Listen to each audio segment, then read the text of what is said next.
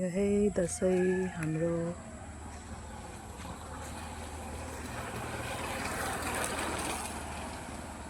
दसैँ आयो।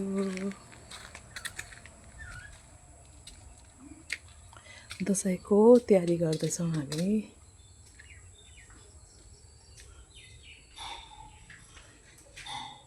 बाबा हुनुहुन्छ, बाबाले टिका लाउनुहुन्छ होला।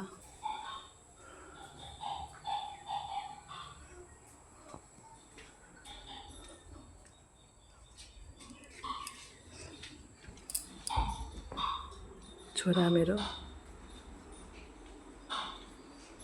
दसैँको भैलेनी आयो खाना, बाली कोराली राखना, हे औँसीको दिन गाई तिहार भैलो।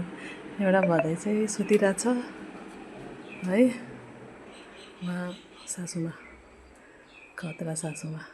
यो चाहिँ हाम्रो कोठा होइन, यो चाहिँ सासूमाको कोठा। अनि यो एउटा किचन होइन।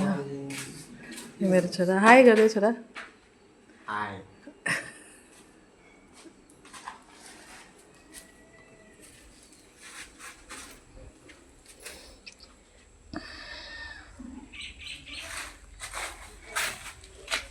यता चाहिँ अब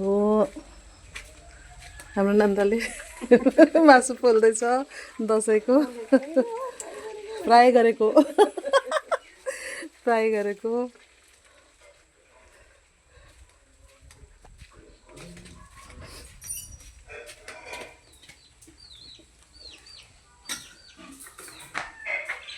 यो चाहिँ अब अर्को चाहिँ अब हाम्रो देवरानीले चाहिँ के चाहिँ बनाउनु आँटेको छ। अब मेरो काम चाहिँ प्याजहरू काट्ने, तास्ने, लसुनहरू काट्ने होइन, अन्त रेडी गर्ने। अब यो चाहिँ अहिले भर्खर बनाएको किचन हो है, कम्प्लिट छैन, तर यतै मासुहरू बनिन्छ। Bye guys, happy Dashera to all of you.